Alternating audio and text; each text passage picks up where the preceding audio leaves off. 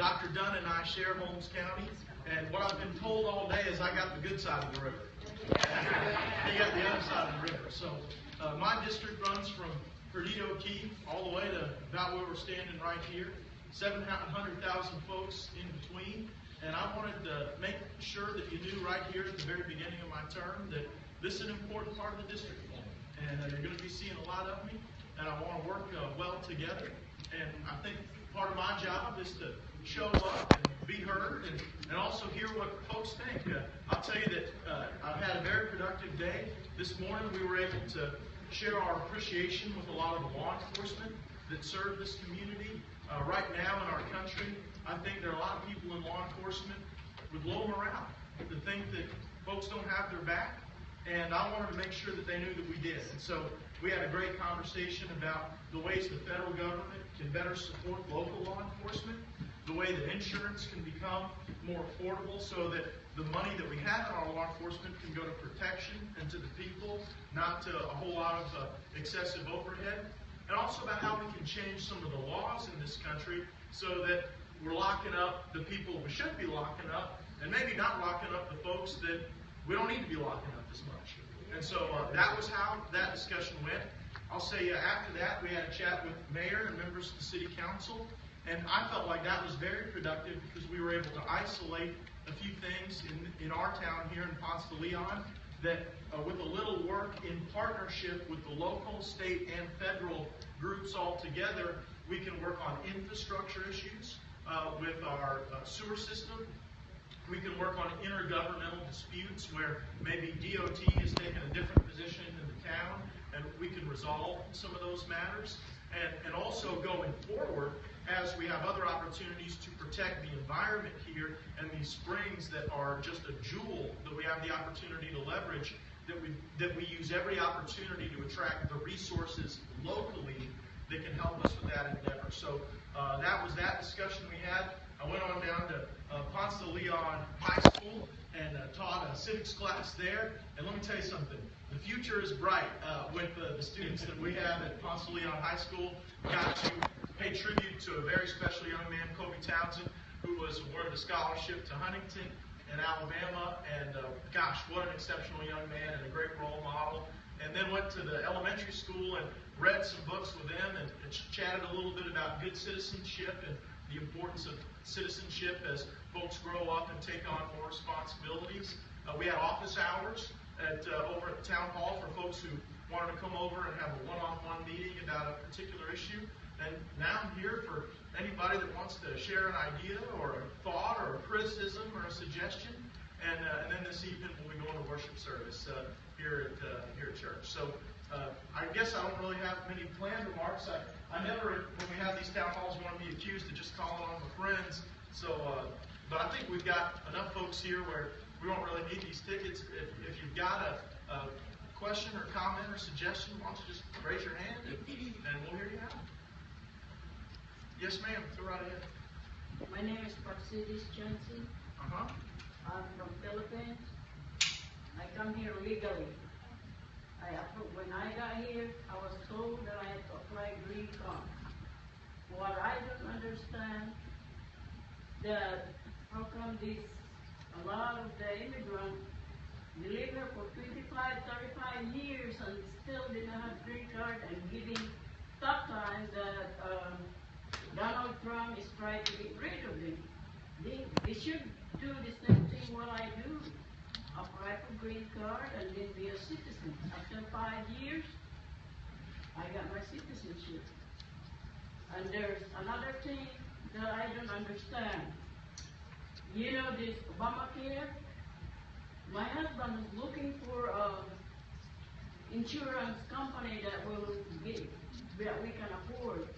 They want $900 a month, and we don't have nothing left to live on, so we didn't give me insurance. I started going to Chipley Health Department, and then the Obamacare said, if you do not join in the Obamacare, you're going to be fined $995. It was on national and NBC. Okay, so we're debating about it. I said, I don't want you to give away that money, so you go ahead and apply. And this time, they said insurance company that I was dealing with in Panama City, they said, the Donald Trump will get rid of it. He said, but he can't get rid of the Obamacare this year. So he said, it's up to you. If you do not sign in, you can be fined 20%. And we don't want to be fined 20%. They force us to deal with Obamacare. You should leave me alone over there in the health department. Well, I'm glad we started with two easy issues, immigration and healthcare. Let me start with the immigration issue. You're right. I agree with you completely that people should come here legally, and when they come here legally, they ought to follow the right protocols and the right laws that other people have. I am concerned that in this country we have enticed people to come here illegally, and then we've made it easy to stay here illegally, and then there's not an incentive to follow the law as you have and pursue your citizenship. I'm very proud that you're a citizen. I think that that's a wonderful thing. I believe that legal immigration is one of the greatest founding principles of this country. I believe that illegal immigration can be the downfall of this country because of the economic drain, and also if what we tell people is that they can come here and the law doesn't really matter, you don't really have to follow it, then that creates a cultural lawlessness, and it really erodes the rule of law and our adherence to it in a variety of other ways. So one thing that we're going to do is we're going to get more serious about enforcement of illegal immigration. You've seen that start to happen already. Yeah. We're prioritizing people we're prioritizing the deportation of people who've committed crimes, who are dangerous, who can hurt people. I think that's only reasonable.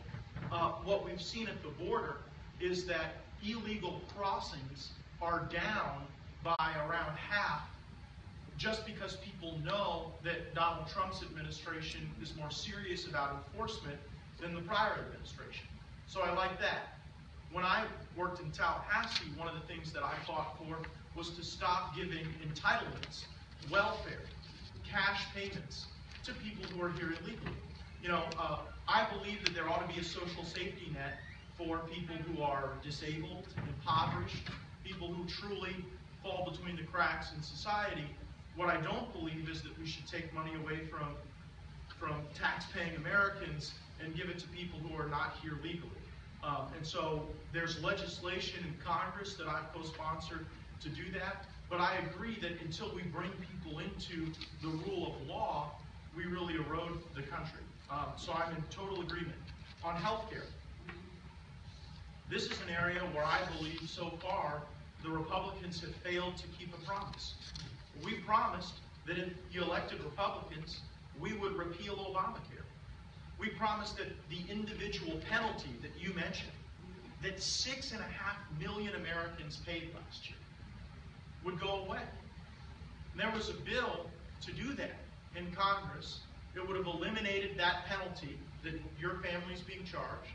It would have eliminated the penalties on employers who want to hire more people but can't because of Obamacare. It would have allowed, we've already passed legislation out of the House that would allow insurance to be bought across state lines. And here's what I found out in Washington, and I'm only 3 months into the job, so I've probably got plenty more to learn. Too many people in that town have to have 100% of what they want on everything, or they just say no to everything. The kindergartners that I was with at Ponce de Leon Elementary School have more maturity than that. They know that you've got to work. Now, I'm a very conservative Republican, but I will tell you that in my 7 years in public life, there have been liberal Democrats who I might agree with on one issue of tax policy or regulatory policy. And if people are unwilling to work together, then we get stuck in the mud where we are.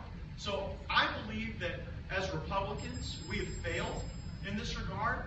I think it's a consequence of stubbornness. I think more people need to be willing to advance reform, even if it's not exactly perfect or exactly the way you want it. Now, even if we did that, even if we got rid of the Obamacare individual mandate, that doesn't solve your problem of the high cost of health insurance, right? Yes, but here's what it is. Where is the freedom of choice? Well, there isn't any now. There's no more freedom of choice? The law of Obamacare says you are forced to buy what the government says you are forced to buy. And if you don't, well, the Supreme Court said so. Well, you're speaking to the converted here in the church. But what I'll tell you is that what we really need to focus on is not just repealing that mandate. We do need to repeal that mandate, but we need to focus on why health insurance is so darn expensive in the first place. And Tim, here's why. I think you've got a lot of special interests who make a lot of money under the current system. Before Obamacare was the law, the 10 biggest health insurance companies in America had a profit of $8 billion. Since Obamacare has been law, in this last year, the 10 biggest health insurance companies had a profit of $17 billion. So the health insurance companies have more than doubled their profitability. Insurance premiums are up 38%, and people don't have choice. So what I want to do is I want to make it where we can buy insurance across state lines so that people are competing for our business, not where you only have one choice or two choices. Imagine if you had 11 choices. Imagine if you had 50 choices. Well, that we all know the way that markets work, that will drive down cost. The other thing is we got to figure out why an aspirin costs $200 in a hospital sometimes, or why a hip replacement can be $10,000 cheaper down, just a few blocks away. And I think that really gets to the core of cost. And we've got to stop having so many frivolous lawsuits against doctors and hospitals. And so I'm going to work in Congress on those cost issues. I think if you have more choices, price will go down. And I admit that the Republicans who promised you that we would repeal that penalty have failed you. And the reason that the Republicans have failed you is that we've been so focused on having exactly everything that you want that you're unwilling to do the things that you promised me. But I'm going to keep after it. I'll give you the last word, and then we'll go to the next question. Yes, I used to like John McCain. I don't care for him anymore. I'm voting for him. I know I voted for you. Oh, thank you. I appreciate you saying that. Yeah, I have not had the chance to work with Mr. McCain, but I do think that he is a good argument for term limits. When I was in, if I can spend a moment, is it okay if I spend a moment on term limits? When I was in Tallahassee, we had a rule that 8 years was enough. So I knew that from the day I started, I had 8 years to get done what I wanted to get done. And that created a sense of urgency to actually get things done. In Washington, they just figure, I'll stay here for another 20, 30 years. Wait you out. And what does it matter? And so I think that if people had to serve and then go home and live under the laws that they helped make, it would be better for democracy. I have signed on to legislation that would say 3 terms, 6 years, and then go home. And that would be my preference. Great. Anyone else? Question? Yes, ma'am. My name is Teresa Dance. I'm a disabled veteran. I'm also retired law enforcement. First of all, Florida, to my understanding, does not have subsidies, which would help her out with her high medical costs. A lot of Republican governors have not signed on to subsidies for whatever reason. That seems to be helping a lot of people. Granted, the insurance companies are limited in some of the out places in like North Dakota, things like that. That's a problem. My main issue, though, is going to be privatizing prisons. As a law enforcement officer, which, by the way, I don't know who you're talking to that has low morale, because if you're doing your job right, you don't have a problem with body cameras, and you don't have a My husband is a SWAT commander, captain, SWAT commander, pilot, and we don't have a problem with any of that at all. If you're doing your job right, even though you may get into scuffles, even though there's going to be problems, if you're handling yourself properly, there's no problem. What we have problems with are officers who are acting out, and they need to be weeded out. And thank goodness they are, and we're behind that. I don't know, maybe their morale is because they're somewhat not able to be cowboys, or I understand that they don't want to shoot. They have problems with, justified shootings and all that. But if your shooting is justified, you don't have any problem with people videotaping it. Now, there are bad cops, there are good cops that are involved in shooting that can be skewed. I totally understand that. But as far as morale in front of law enforcement, I don't believe that. Every cop I've talked to, as long as you're doing your job right, you're doing great. But privatizing prisons is putting a lot of people in jail, as I have, and I've been present in those court hearings. I have noticed a disparity in people of color who are going into the prisons and getting much stiffer penalties than a white guy that I arrested for the same or even worse crime, and they're getting suspended sentences or very light sentences or paying a fine, whereas a black person is doing time for a year and a half. And that's because the system is private. The system makes money on people going to jail. And I've seen the jails. The food is crap. The treatment is crap. There's no improvement in jail systems. There's no upkeep. The jails are falling apart. I'm sorry, do you mean jails or prisons? Because The jails, the challenges the are very local jails, different. yeah, local jails are one thing. They're a county issue. I'm talking about prisons. Okay. Okay, and prison time, they're not given opportunities to rehabilitate. It's all about is making money, getting those people in, filling those beds any way they possibly can. And if it means cutting back on their food and the quality of their food, then they'll do that. If it cuts back on their quality of life, they cut back on that. Any kind of social programs that may help them reintegrate into society effectively are cut down. Why is that? Okay, let me try to take these in some order. I'll start on the issue of law enforcement morale. I did not take the position that body cameras reduce morale. Matter of fact, when I was visiting with members of our local law enforcement, they said, we love the body cameras. We're grateful for them. We think it protects us as the officer. We think having a good record of what has occurred in our interactions with the public is a positive and favorable thing.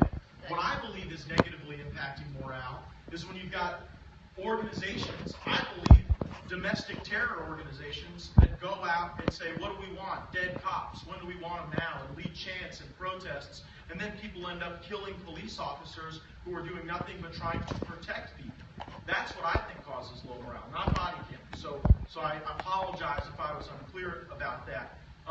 When it comes to the issue of subsidies, it's not correct that Floridians are not eligible for those. They actually are now through the federal exchange. But what we're finding is that those subsidies are insufficient to cover the costs like this lady is encountering. Because, I mean, what's the value of a subsidy if you're still having to come out of pocket $900 a month? And so, but there is a federal exchange that does it. It's just insufficient to meet the needs of people. I believe what you're speaking to regarding Republican governors not choosing to embrace elements of Obamacare is the expansion of Medicaid. That's not a subsidy. That is saying people who are well above the poverty line, who are able-bodied childless adults, would be able to participate in the Medicaid program. I do not support the expansion of Medicaid. Florida has not expanded Medicaid. And to tell you what this means nationally, did you know in America today, 1 out of every 4 people is on Medicaid? That means 3 of us pay for the cost of our health care and 1/3 of the cost of somebody else's. In states that have expanded Medicaid, like Kentucky, Louisiana, New York, California, Arkansas, 1 out of every 3 people is on Medicaid. So now you're paying, you're paying your healthcare costs in half of somebody else's.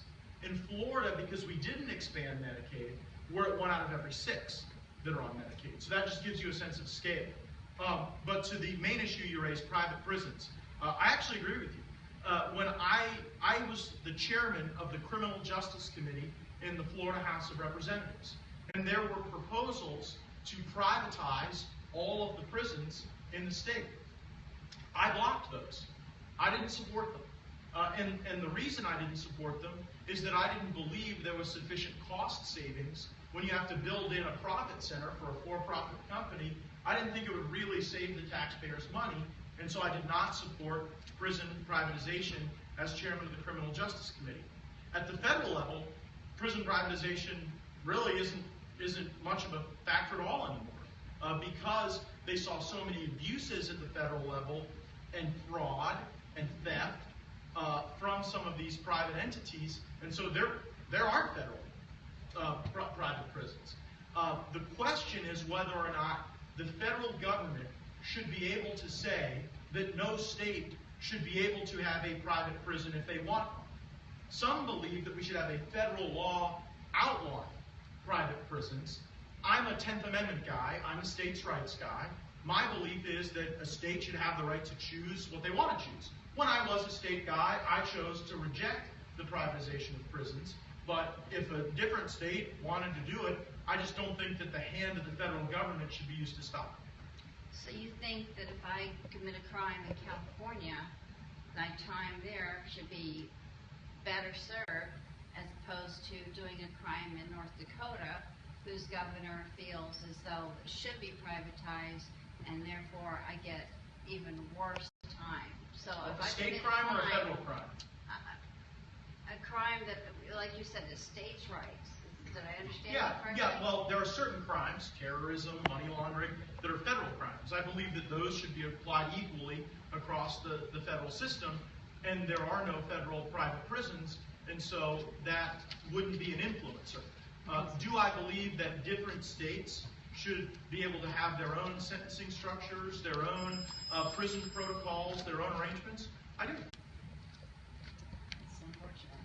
Now, as far as like people who are getting nailed by the high cost of the ACA, there are people that are in those unfortunate circumstances, and the Democrats and progressives has always said from the get-go that that is not a perfect system. To please help us make it better. We know it's not perfect. Anything that's getting off the ground, whether it's a building or whatever it is, the first plans of something is never exactly right. It needs tweaking. And we've never gotten a single tweak other than repeal and replace. What about help this program get better so that she doesn't have such high premiums? So there's more choices with the pharmaceutical companies, there's more choices with the insurance companies. Well, I'm not opposed to tweaking things along the way, but if something is built on a fundamentally flawed premise, I don't know how effective those tweaks will be. I believe the fundamentally flawed premise of Obamacare is that the government has the right to tell people what they have to buy. I don't believe, I'm a libertarian-ish Republican, and so I don't believe that the government ought to have that power, and I believe the government, when exercising that power, does so inefficiently and effectively. So when it's a premise that you fundamentally disagree with, my view is that ought to be entirely repealed. But I respect the fact that others have different viewpoints. Yes, ma'am. I'm Kara Woodson. I just wanted to say thank you so much for helping us keep the Affordable Care Act. Now millions of Americans didn't lose their coverage. Well, I don't know that I helped in that regard. I don't know what you did, but it's still here, and thank you. Well, yeah. I'm not deserving of that thanks. I would vote to repeal that law. So I'm not deserving. That's unfortunate. Well, it's. Wanted to thank you, buddy. Yes, sir. I just, while you're on the health care program, Plan B program, I'm probably unique that I had a pituitary tumor a long time ago. I'm on a very expensive injection medicine. It used to cost $750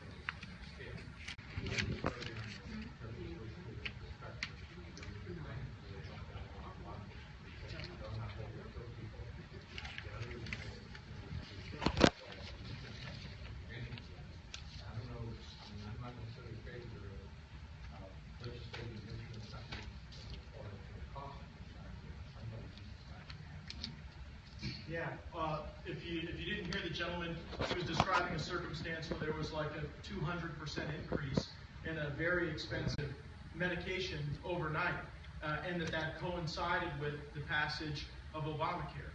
Well, I can tell you this. Prescription drug prices have been rising before Obamacare, they've risen during Obamacare, and we shouldn't just assume that the repeal of Obamacare is going to solve the prescription drug problem.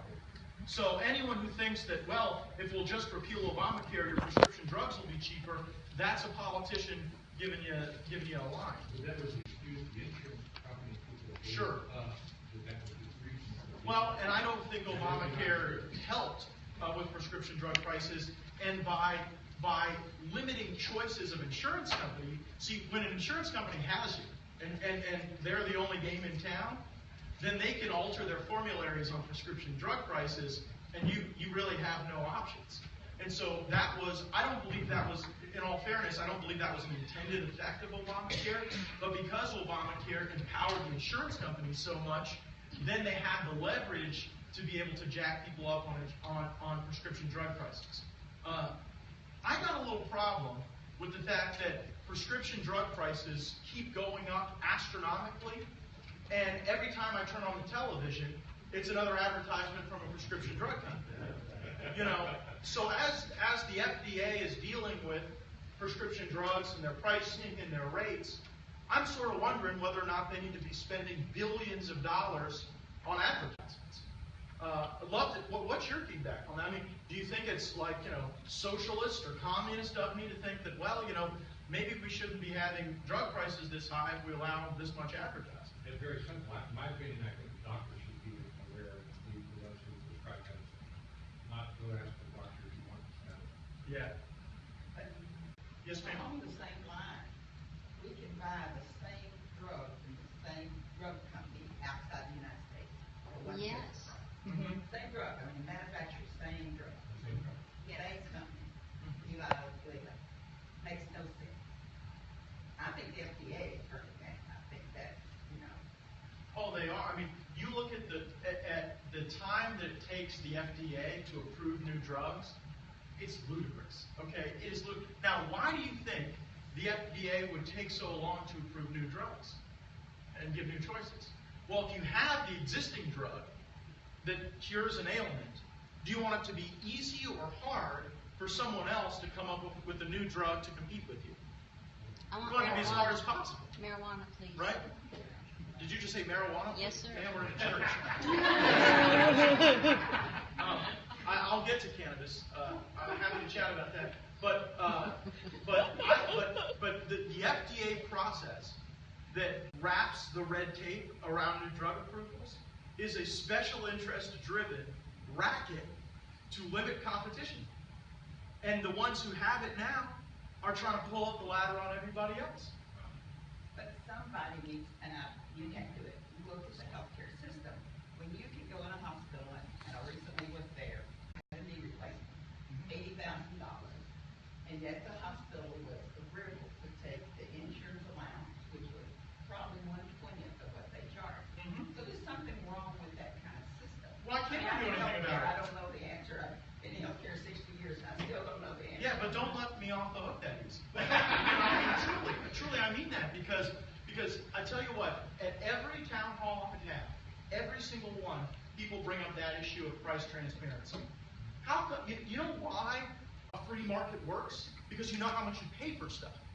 There is no free market in healthcare on how much you pay for stuff because you don't really know what negotiation occurred between that health insurance company and that provider, because the provider oftentimes didn't get the rich on that.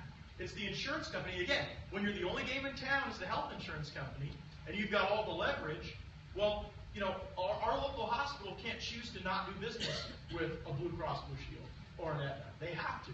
And so then they get whittled down to nothing. Profits go up for the insurance companies. Reimbursements go down for providers. You see an $80,000 bill that nobody pays, and then you lose the power as the consumer. So the only solution to this, in my opinion, is more choice in health insurance. And right now, every special interest around is trying to limit those choices. do you guys know what the Sherman Antitrust Act is? Like, you know, cable companies, cell phone companies, they can't engage in anti-competitive practices.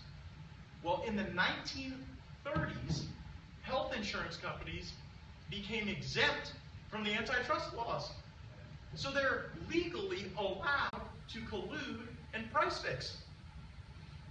But the country of Canada, the whole country, has agreed to limit that. If the whole United States agreed to tamp down the insurance companies, and I'm with the VA, and the VA has a very set rate. They don't play. Okay, well, just for the flow of our discussion, if you'll raise your hand, I'm sorry, I keep shooting my mouth off. But here's the thing, I completely agree, which is why 2 weeks ago the House of Representatives passed a bill to say you don't get your antitrust exemption anymore. If you're price fixing, if you're colluding, if you're purposefully sitting down and saying, okay, Humana, you get this market, we'll take this market, Aetna will get that market, that's against the law. And you don't get to do it anymore. We passed that in the House of Representatives, and it's waiting for approval by the Senate. Now, I don't know if the health insurance companies will block it over there, if they'll get their lawyers and lobbyists to tangle it up, but we've been fighting to get that passed for like 7 years in the House, and it was an overwhelmingly bipartisan vote that Republicans and Democrats worked on together. You didn't read about it in the news, you didn't see it on TV, because what? If it's bipartisan, it's not that interesting, right? They want to put stuff where we're all yelling at each other. But that was a good thing, and we need our senators to back that and take away that special protection that they have. So I agree, and I think that would help the choice. Yes, ma'am. In 2000, I spent a couple of decades working with the pharmaceutical industry, supplying equipment so that they could test their drugs prior to going to market and things like that. So I have a little bit of background coming from that arena. And I also realized that there's a discrepancy in some of the discussion that's gone on here, because one of the things that we're saying has to do with a Part D Medicare plan, which was impacted by the Affordable Care Act when they expanded the donut hole thing. So, you know, whoever that is, that's the stupidest law they came up with. But the Medicare Part D, when they set that plan up, they said you can't negotiate prices. Right off the bat, that was an issue, and that's where these problems are coming from. And the thing, I am so glad you brought up something that I really agree with, and that is that marketing costs are outrageous, and pharmaceutical companies are bundling their costs, which was my living, I have to say. But, you know, everybody's gonna make a living, right? So anyway, you know, their costs that they bundle in when they factor, when they decide how much they're going to charge for something, they include those marketing costs. Now, everybody wants to blame the R&D cost and say Canada's getting away with buying our drugs and getting our R&D expenses, and they're getting the benefits of our research time and money, but they're not paying for it, and that is really and truly not true.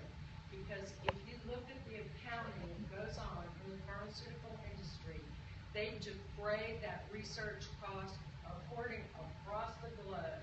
If they're selling a pill in Africa or Europe or Canada or Australia, that R&D cost, if they spend it in the U.S., they add that cost proportionally to the rest of the countries in the world. So that is not the difference. The difference is in his cost is the marketing expenses. And everyone here has seen the ads that go on. Everyone that sat in the doctor's office has seen the rep come in, and they always look really great. They've got good suits and nice bags and lots of stuff to give away. And those are huge expenses. Those people are making $60,000 a year. A bunch of young kids walking around handing out samples and making $60,000 a year. So that marketing cost being added into the prescription drugs. That's what's killing our drug prices here and the ability that we cannot negotiate. The VA can negotiate for their drug prices, and it's not even in the same ballpark. Medicaid does. We do in Florida. Yes. So, like, But Medicare Part D does Doesn't. not. I have one more thing that I want to get on, if you don't mind. do you want to do Medicare? Do you want to put those out and then I can do it? I would like to ask you, do you have any plans for changing making it so that drug prices can be negotiated for Medicare Part D? Yeah, I do support that. Okay, is there a bill that's moving forward on that? Or? There's no bill moving on healthcare for the reason that I mentioned. Okay, all right, so I'll look for it then, I'm keeping an eye out for it. And then the other thing I wanted to talk about was the Affordable Care Act, and I do have a tip for this lady right here, that anybody that is in the same category as me and making less than a lot of money, if you don't have to pay those penalties, there's an exemption because part of this